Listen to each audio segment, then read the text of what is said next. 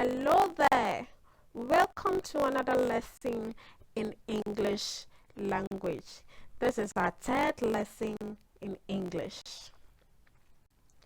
Before we go on to today's topic or today's lesson, let's do a recap of our previous lesson.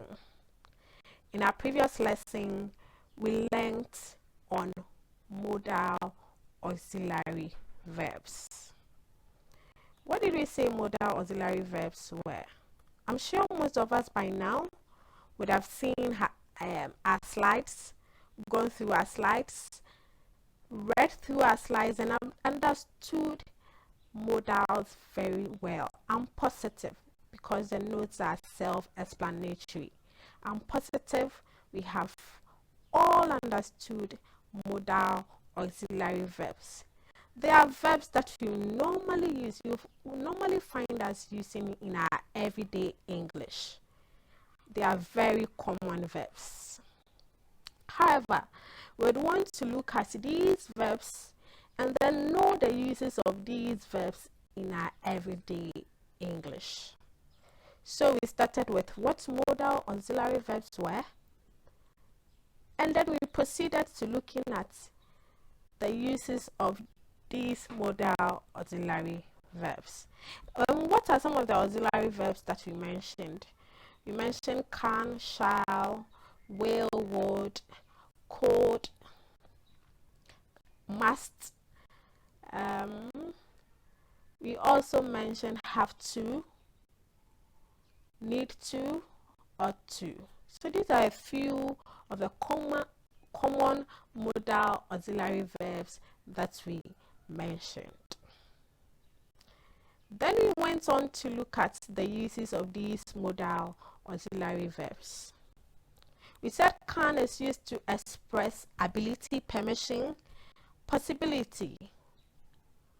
So when you say I can drive, I can drive means that it is an ability or something that you can do. Permission, you want to ask permission. In the example I gave, I said, can I go with you to the party?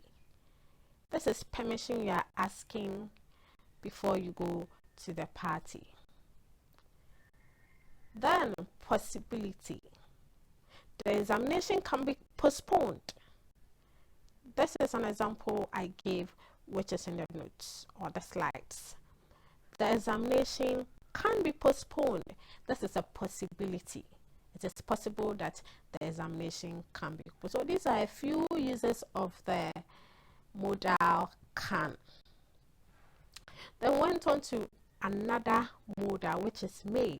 And so the may is used to express permission, politeness, and possibility.